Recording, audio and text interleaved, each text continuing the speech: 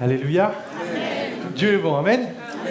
Bonjour à chacune et bonjour à chacun. Ça va bien se passer. J'ai un petit peu chaud, mais ça va aller, ça va aller. On a dit bonjour aux nouveaux, on a dit bonjour au Seigneur en chantant ses louanges. Est-ce que vous avez dit bonjour à votre voisin et à votre voisine? C'est le moment.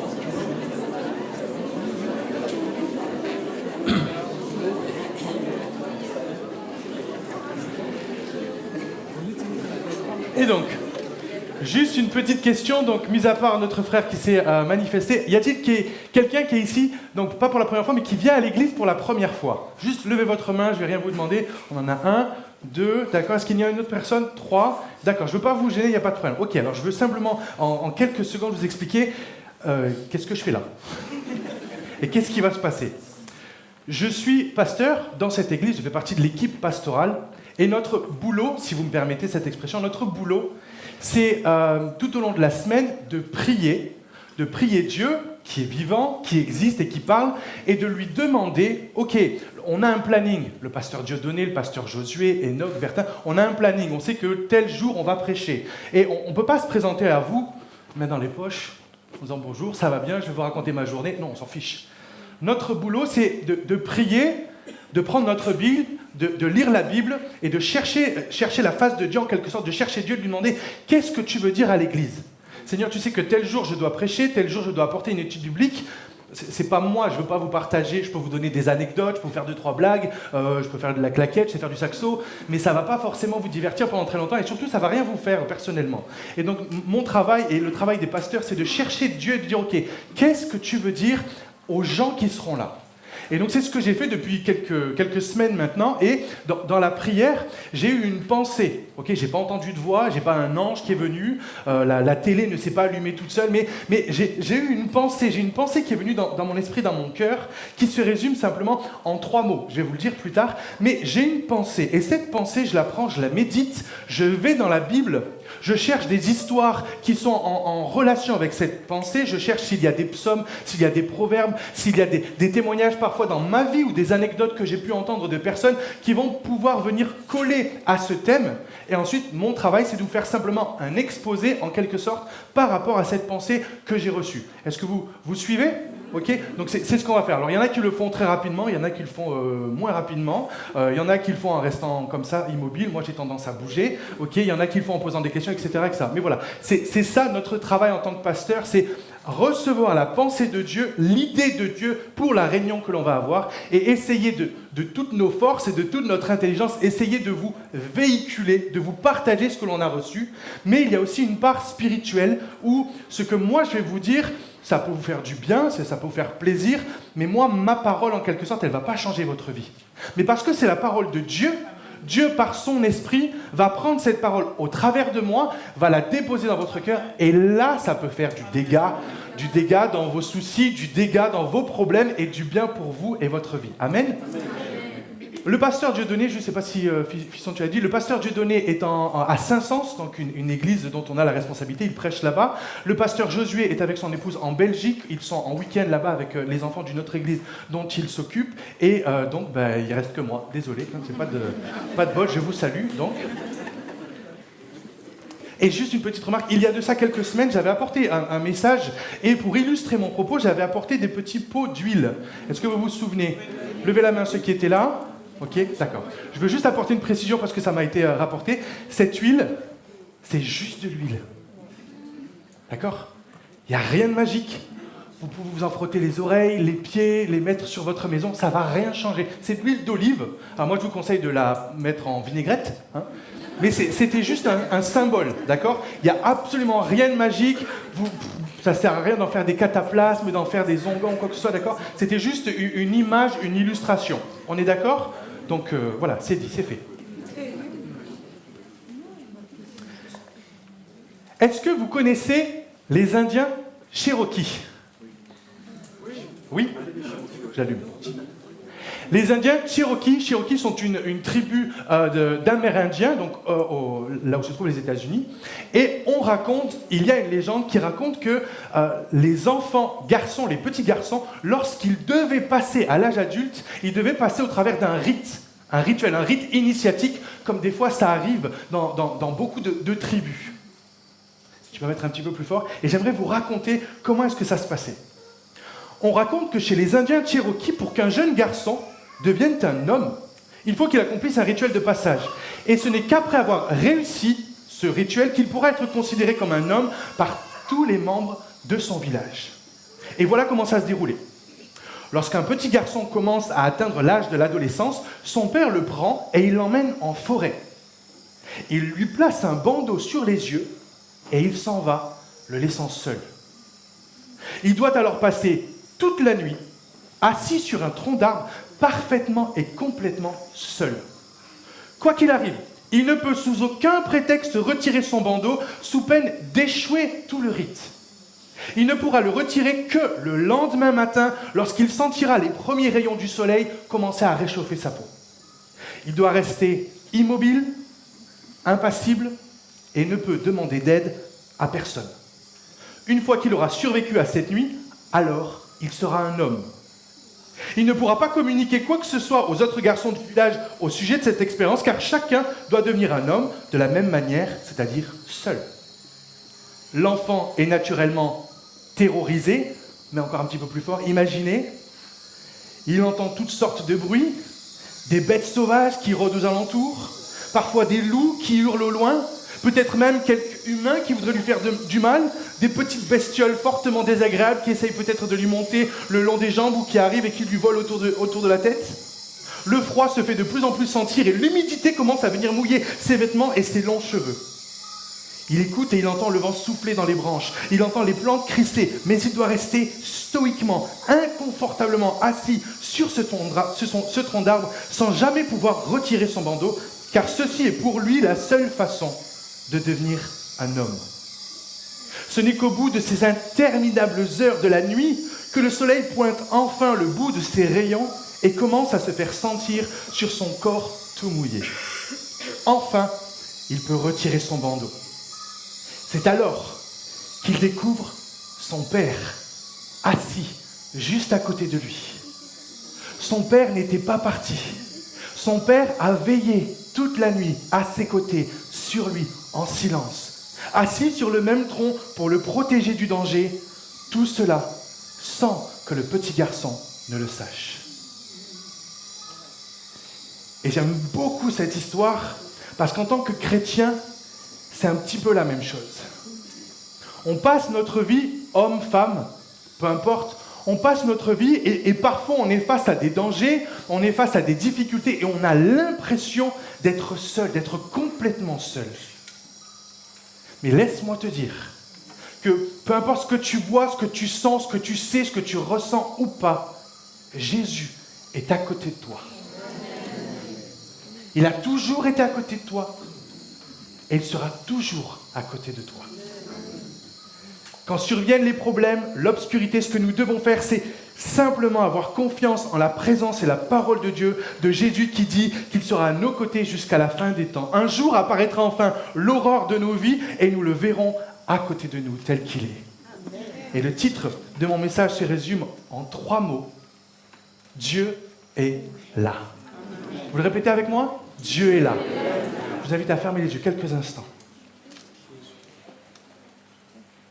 Seigneur Jésus, je te remercie pour cette matinée, merci pour ces chants qui nous ont élevés vers toi. Seigneur mon Dieu, je te prie de te servir de moi pour une continuité, Seigneur mon Dieu. Parle à nos cœurs ce matin, Seigneur Jésus.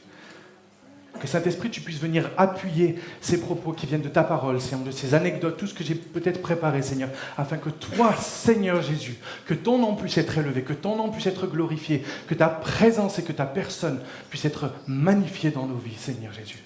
Et que nous puissions tous repartir de ce lieu avec toi, Seigneur Jésus, dans notre cœur. Dans le nom de Jésus, j'ai prié. Amen. Dieu est là, même... J'arrive pas. Dieu est là, même quand tu ne le vois pas. Alors qu'il y a des milliers d'années, le peuple d'Israël était en guerre contre la Syrie, le roi syrien a mis toute son armée en embuscade contre Israël pour pouvoir les vaincre, récupérer le territoire et toute leur richesse. Mais il y avait un homme en Israël qui était prophète. Cet homme s'appelait Élisée. Parce qu'il était prophète, il avait une relation très proche avec Dieu, et Dieu l'a averti à plusieurs reprises de ce qui allait se passer, de ce que le roi de Syrie disait avec ses conseillers, et Dieu lui révélait surnaturellement les endroits où l'armée syrienne se campait, se positionnait pour pouvoir les attaquer. Élisée forcément l'a dit au roi d'Israël, et c'est ainsi que le peuple d'Israël a pu éviter à plusieurs reprises les embuscades, les pièges du peuple syrien. Et il y a un passage qui nous dit dans 2 Rois 6, à partir du verset 13, « Et le roi, c'est-à-dire le roi de Syrie dit, « Allez et voyez où il est », en parlant de Élisée, celui qui reçoit à chaque fois la pensée de Dieu et qui met à chaque fois à défaut ses plans. « Voyez où il est et je le ferai prendre. » On va dire au roi, « Voici, il est à Dothan, une ville. » Il y envoya des chevaux, des chars et une forte troupe qui arrivèrent de nuit et qui enveloppèrent la ville. Le serviteur de l'homme de Dieu, c'est-à-dire le serviteur de Élisée, se leva de bon matin et sortit.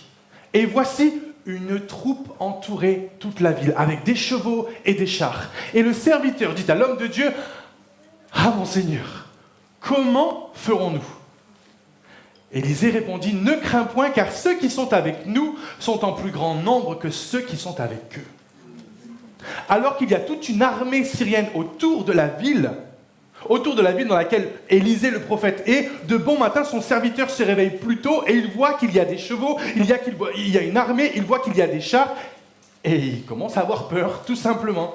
Et il vient voir son maître Élisée en disant, mais qu'est-ce qu'on va faire, qu'est-ce qu'on va devenir? Mais regarde combien ils sont nombreux. Et Élisée, tranquille, pépère, lui dit, ne t'inquiète pas, parce que ceux qui sont avec nous sont plus nombreux que ceux qui sont contre nous.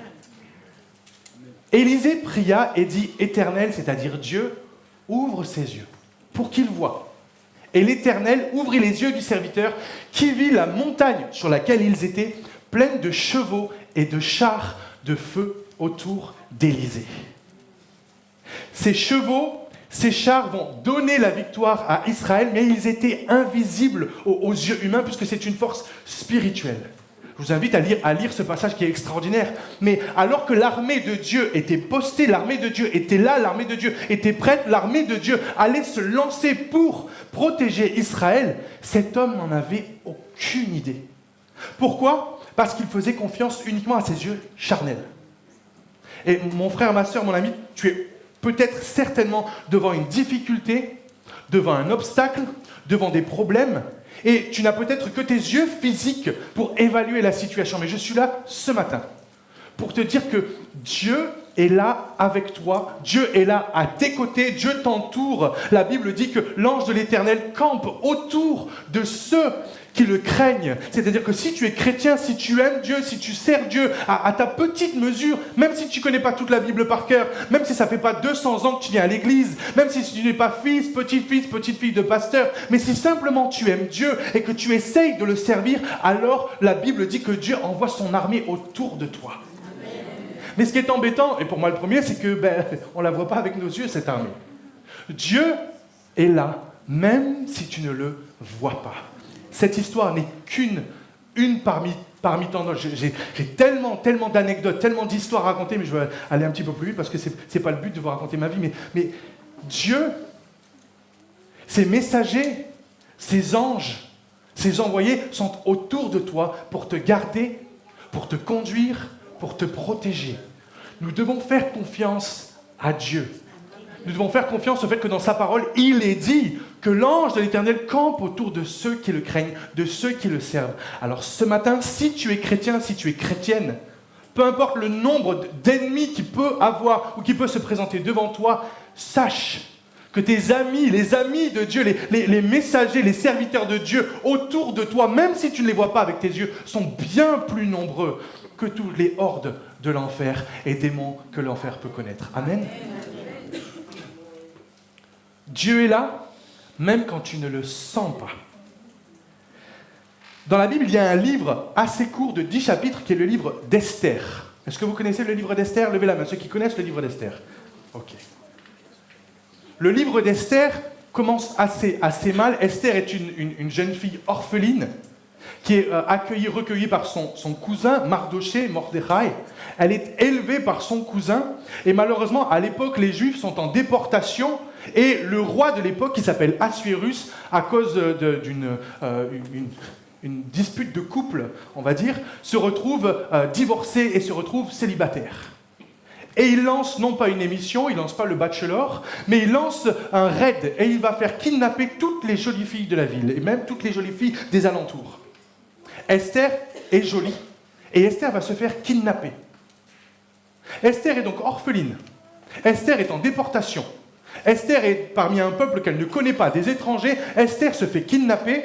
Esther va passer une nuit avec le roi parce qu'elle est obligée. Le roi collectionne les filles comme on pourrait collectionner les timbres. Elle passe simplement une nuit avec lui. Mais parce qu'il y a quelque chose de particulier en Esther, il nous est dit que le roi Assuérus va la préférer. Il y a une faveur, il y a une grâce sur la vie d'Esther, malgré les difficultés. Malgré tout ce qu'elle a pu vivre et tout ce qu'elle peut encore continuer à vivre, la main de Dieu est sur Esther et elle va trouver faveur aux yeux du roi. Le roi va arrêter de collectionner, les conquêtes d'un soir et il va garder Esther, il va la prendre comme reine. Et d'orpheline qu'elle était, de jeune femme kidnappée qu'elle était, elle va devenir reine du plus puissant empire de l'époque. Mais même si l'histoire d'Esther pourrait, d'un point de vue extérieur, pourrait enfin prendre une belle tournure, Esther a un défaut. Et je mets entre guillemets par rapport à l'histoire, Esther est juive. Et à ce moment-là, le premier ministre du roi Assuérus, qui s'appelle Aman, est un des premiers antisémites que le monde connaisse. Aman déteste les Juifs. Et il met un plan, il fomente tout un plan, il va voir le roi, il essaye de gagner sa confiance pour pouvoir lancer un plan de destruction contre toute la communauté et la population juive. Mais il ne sait pas que Esther elle-même est juive. Esther, lorsqu'elle apprend que le premier ministre du roi est en train de lancer un plan pour pouvoir détruire tout son peuple, la Bible nous dit qu'avec ses servantes, elle va simplement jeûner, prier et demander à Dieu sa grâce. Et je vous dis, il fait 10 chapitres, il est court, il est passionnant. Au travers d'un concours de circonstances que Dieu organise, le peuple juif va non seulement être épargné, mais le peuple juif, au lieu d'être attaqué, va avoir le droit de se défendre. Et en se défendant, ils vont faire des victimes. Je pense que peut-être ça peut faire écho à une certaine situation actuelle. Bref. Dieu va agir, Dieu va répondre et va préserver. Dieu va protéger ses enfants, son peuple, le peuple juif, même s'il était en pleine diaspora, éparpillé dans tout l'empire. La vie d'Esther est extraordinaire parce qu'on voit Dieu se servir d'une jeune fille abandonnée de tous, je vous le répète encore, orpheline, kidnappée, mal considérée. Il va se servir de cette femme et de sa petite vie pour pouvoir sauver tout un peuple.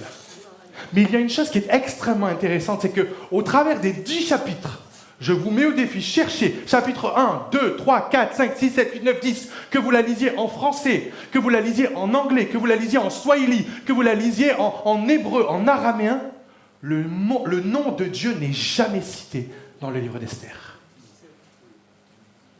Dieu n'est jamais mentionné dans le livre d'Esther. Et ça a même posé des soucis parce qu'à l'époque où on a commencé à dire « Ok, tel livre peut faire partie de la Bible et tel livre, non, on n'y croit pas », eh bien, il y en a un, Martin Luther, celui qui a lancé la Réforme. À cause du fait que Dieu n'était pas cité à aucun moment dans ce livre, il y a eu des questionnements en disant « Mais si on ne parle pas de Dieu, est-ce qu'on pourrait vraiment considérer ça comme des chrétiens ?» Et puis dans ce livre, on a l'impression que c'est plus Esther qui est mise en avant, que c'est plus Mardoché qui est mise en avant plutôt que Dieu. Et il y a eu des débats qui ont été lancés. Mais par une citation, un proverbe, non, c'est celui-là, Dieu n'est pas mentionné une seule fois, mais sa présence se fait sentir à chaque page. Et parfois dans nos vies, on a l'impression, ou même pas l'impression, comme dans le livre d'Esther, parfois dans nos vies, Dieu ne dit rien. Dieu parfois ne fait rien. Dieu ne nous révèle rien. Dieu ne nous montre rien, mais pourtant Dieu est là. Amen. Et dans tout le livre d'Esther, alors que Dieu n'est pas mentionné une seule fois, Dieu est quand même présent. Dieu protège quand même ses enfants. Dieu préserve quand même ses enfants. Dieu se sert quand même de ses enfants pour avoir une victoire extraordinaire que les Juifs fêtent encore jusqu'à ce jour. Dans les différentes fêtes et célébrations du calendrier juif, il y a une fête qui s'appelle la fête de Purim.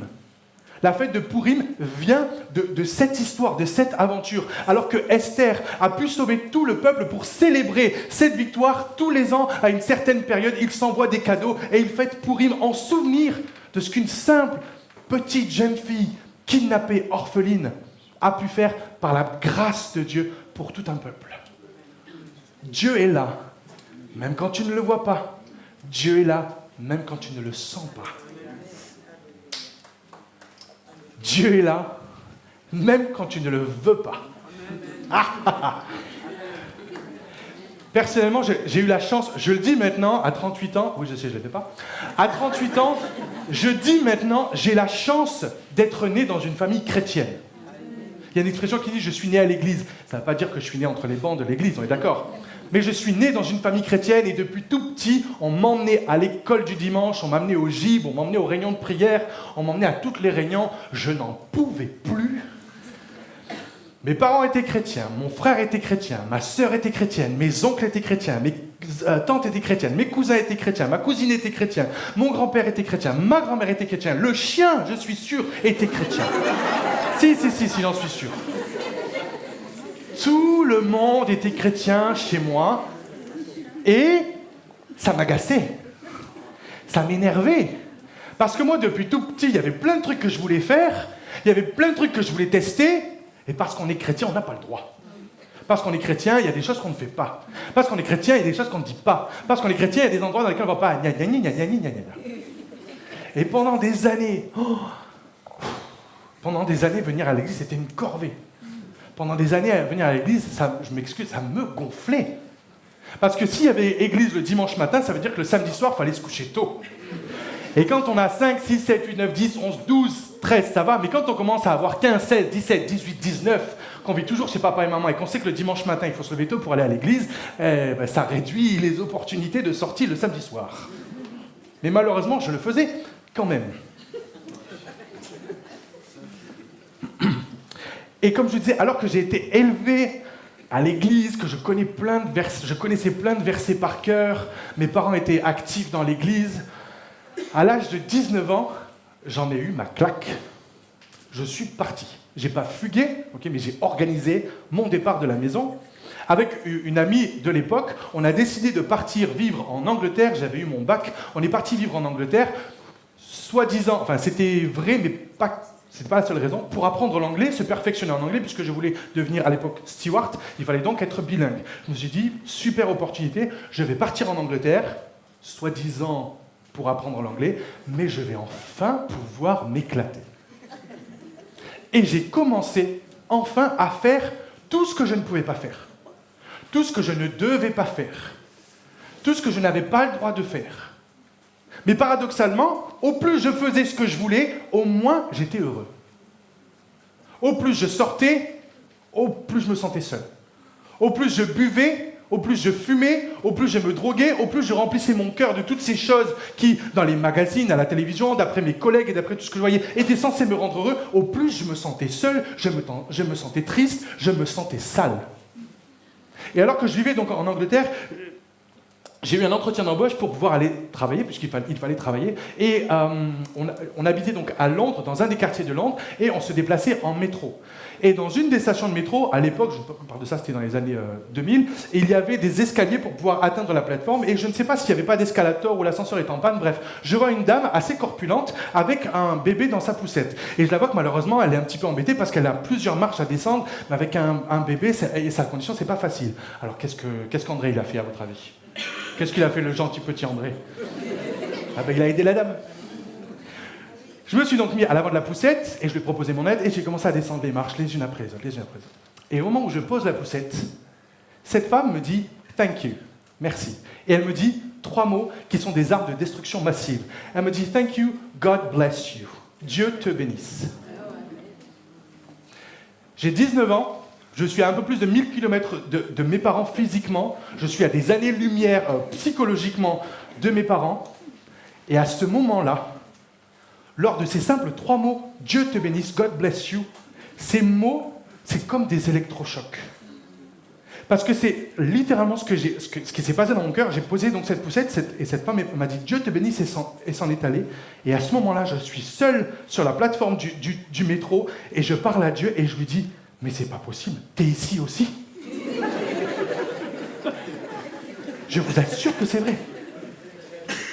J'ai été scotché sur place en me disant « Mais t'es là aussi ?» Et la suite de la conversation est un petit peu moins réjouissante parce que dans mon cœur, ça a été je m'excuse, j'ai dit à Dieu, fous-moi la paix. Laisse-moi tranquille. J'ai quitté mes parents, j'ai quitté l'église, j'ai quitté le foyer, j'ai quitté ma ville, j'ai quitté mon pays pour me débarrasser de toi, et toi, tu m'attends ici. Il y avait une colère dans mon cœur, mais vous n'avez pas idée. Et je sais que les ados sont à côté, mais il y a peut-être quelqu'un qui vient ici, peut-être par habitude, peut-être par, on va dire, par politesse envers quelqu'un d'autre. Et c'est peut-être aussi un petit peu dans ton cœur cette phrase « Mais c'est pas possible, mais lâche-moi, je ne veux pas de toi. » Combien sont reconnaissants du fait que Dieu parfois ne nous écoute pas, que Dieu parfois ne répond pas à certaines de nos prières. Alors que j'ai commencé à vivre en Angleterre, que j'ai commencé à faire, je ne vais pas vous faire un dessin, mais sans les parents, quand le chat n'est pas là, les souris dansent, quand les parents ne sont pas là, les enfants, ils font pire. Et, il y a quelques mois de cela, j'ai partagé mon témoignage ici, il n'est pas sur les réseaux parce que je ne souhaite pas qu'il soit diffusé, mais voilà, j'ai eu dans mon enfance beaucoup de problèmes au niveau de mon identité sexuelle. Pendant de très nombreuses années, j'ai cru que j'étais une fille à l'intérieur de moi et ça a entraîné tout un tas de complications que vous pouvez certainement imaginer. Et alors que j'étais enfin en Angleterre, seul, tranquille, je me rappelle d'un samedi soir, on était avec 3 amis devant la porte d'une boîte de nuit. Une boîte de nuit dans laquelle, dans mon esprit et dans mes pensées, j'allais faire beaucoup plus que danser. On s'est compris? Et alors que le videur de la boîte de nuit est en train de faire rentrer les gens, mais par dizaines de millions, ok. Au moment où nous, tous les 4, on se présente devant lui, il me dit « Stop, désolé, c'est une soirée privée. » J'ai dit « C'est pas vrai, non, vous rigolez, non, mais vous avez fait... Non, mettez-vous sur le côté. » Et cet homme nous a refusé l'entrée de la boîte de nuit dans laquelle je voulais faire des choses dégoûtantes. Et à ce moment-là, alors que mes 3 amis n'étaient pas chrétiens, j'ai comme senti la voix de Dieu et la main de Dieu sur mon épaule me dire « André, je ne te laisserai pas te souiller. Je ne te laisserai pas te salir. Parce que je t'aime beaucoup trop pour ça. » Et ça a été une succession de petites rencontres avec Dieu, les unes après les autres, qui m'ont montré que même si moi je ne voulais pas de Dieu, Dieu me montrait qu'il voulait de moi. Même si moi je n'aimais pas Dieu, j'en étais même à un point où je le détestais, lui il me montrait encore plus chaque jour qu'il m'aimait. Une dernière anecdote, alors que j'avais trouvé un autre emploi en tant que réceptionniste dans un salon de coiffure, j'avais passé un entretien avec le patron. Et là encore, je veux faire attention aux détails, mais disons que le patron n'était pas intéressé que par mes capacités linguistiques et psychologiques. On est d'accord? Il attendait plus de moi. Mais moi, à ce moment-là, comme moi, je n'avais rien laissé transparaître au niveau de l'entretien, moi, je voulais simplement bosser, je m'étais dit, bon, c'est pas grave, on verra ce qui se passe. Et alors que je quitte mon appartement pour me rendre au travail lors de mon premier jour, on habitait au dernier étage d'un immeuble londonien, et vous savez, il y avait une cage d'escalier où, lorsqu'on se penche tout en haut, on peut voir tout en bas. Okay, et donc je suis tout en haut, je vais je ferme la porte, et d'un coup je me rends compte, j'ai oublié quelque chose dans l'appartement. Donc je vais mettre la clé dans la serrure de la porte pour pouvoir ouvrir la porte, aller récupérer mon truc et partir. Et à ce moment-là, je vous assure que c'est vrai, je sens ça. La clé est tombée des 3 étages, tout en bas. Et à ce moment-là, à nouveau, cette voix qui me dit « Non, André, je ne te laisserai pas te salir, je ne te laisserai pas te souiller. » Et j'ai dû me frapper les 3 étages, aller récupérer la clé, remonter et appeler mon futur patron pour lui dire « Écoutez, je suis vraiment désolé, mais je pense que ça ne va pas être possible. » Dieu est là. Amen. Même quand tu ne le veux pas. Amen. Même quand tu ne le veux pas.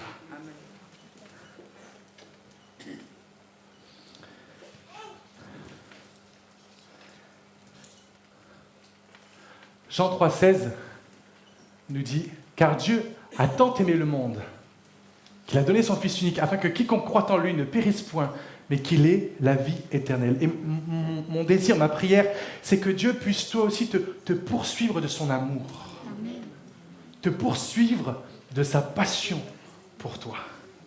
Et enfin, dernier point, Dieu est là, même quand tu ne le sais pas. Dans l'histoire de l'Ancien Testament, au début de la Bible, il y a un homme qui s'appelle Jacob. Peut-être que vous en avez entendu parler. Jacob est un homme qui a vécu, il y a très longtemps, bien évidemment, avec sa famille, dans une tribu. Et là encore, par un concours de circonstances, ou du moins par une manigance plutôt, Jacob se retrouve à avoir trahi son frère, manipulé son père, mentir à toutes les personnes autour de lui simplement pour avoir une bénédiction. Et lorsque tout le monde se rend compte, sa vie est en danger parce que son frère est tellement en colère contre lui qu'il veut le tuer. Et donc il décide, en accord avec sa mère, il décide de fuir, aller se réfugier, se cacher chez son oncle Laban qui habite bien loin. Et je vais demander aux musiciens si vous voulez bien commencer à prendre place. Et j'aimerais lire avec vous Genèse à partir du chapitre 28. Jacob partit de Beer-Shéba, une ville dans laquelle il était, et s'en alla à Charan, une autre ville. Il arriva dans un lieu où il passa la nuit, car le soleil était couché. Il y prit une pierre dont il fit son chevet, c'est-à-dire qu'il s'en est servi pour faire son oreiller, et il se coucha dans ce lieu-là. Il eut un songe, un rêve, et voici une échelle était appuyée sur la terre, et son sommet touchait le ciel. Et voici les anges de Dieu montaient et descendaient par cette échelle. Et voici l'Éternel, Dieu, se tenait au-dessus de cette échelle, et il dit à Jacob, « Je suis l'Éternel, je suis le Dieu d'Abraham, ton père, et le Dieu d'Isaac. La terre sur laquelle tu es couché, je te la donnerai à toi et à ta postérité. Ta postérité sera comme la poussière de la terre. Tu t'étendras à l'Occident et à l'Orient, au septentrion et au Midi, et toutes les familles de la terre seront bénies en toi et ta postérité. Voici, je suis avec toi, je te garderai partout où tu iras, et je te ramènerai dans ce pays, car je ne t'abandonnerai point, que je n'ai exécuté ce que je te dis. » Jacob, après avoir vécu ce rêve bien particulier, s'éveille, il se réveille de son sommeil, et il dit « Certainement, l'Éternel, Dieu, est en ce lieu, et moi, je ne le savais pas. » Il eut peur et dit que ce lieu est redoutable, c'est ici la maison de Dieu, c'est ici la porte des cieux. Et Jacob se leva de bon matin, il prit la pierre dont il avait fait son chevet, il l'adressa pour monument et il versa de l'huile sur son sommet. Et il donna à ce lieu le nom de Béthel, qui veut dire la maison de Dieu. Mais la ville s'appelait auparavant Luz. Dans cette histoire, alors que Jacob est en train simplement de récolter ce qu'il a semé, il s'est moqué de son frère, il a trahi son frère, il a manipulé son père, il s'est fait passer pour son frère pour avoir la bénédiction, alors qu'il a roulé tout le monde dans la farine et qu'il se rend compte que maintenant ça va être le moment de payer la note, et qu'il commence à avoir peur pour sa propre vie, il décide de fuir. Et sur le chemin de sa fuite, alors qu'il est en train de dormir tout seul dans un désert, que tout ce qu'il a comme oreiller c'est un caillou, bonjour le torticolis, alors qu'il est dans cette situation, Dieu se révèle à lui dans un rêve, dans un songe, et lui dit, Jacob, je suis avec toi. Jacob, je vais te bénir. Jacob, je vais rester avec toi. Jacob se réveille à ce moment-là, complètement décontenancé, complètement perplexe,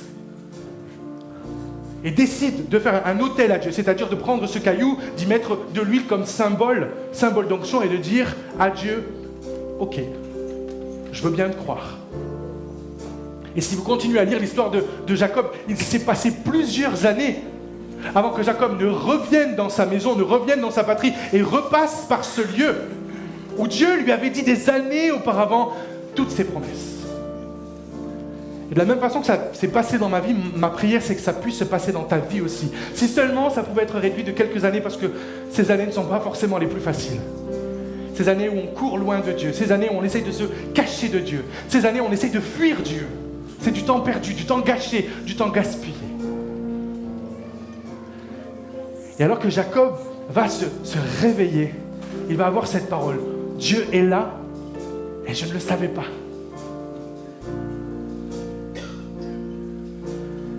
Je ne sais pas les épreuves par lesquelles tu es peut-être en train de passer, peut-être que ce message ne s'adresse qu'à une seule personne, mais peut-être que comme Jacob, tu as fait des mauvais choix, tu t'es mal débrouillé, pour X raisons, et tu te retrouves dans une sacrée panade, une grosse difficulté.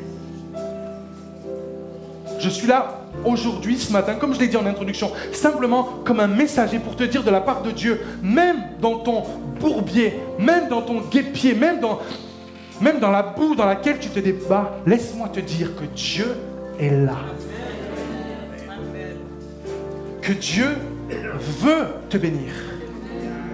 Et je le déclare par la foi, que Dieu va te bénir.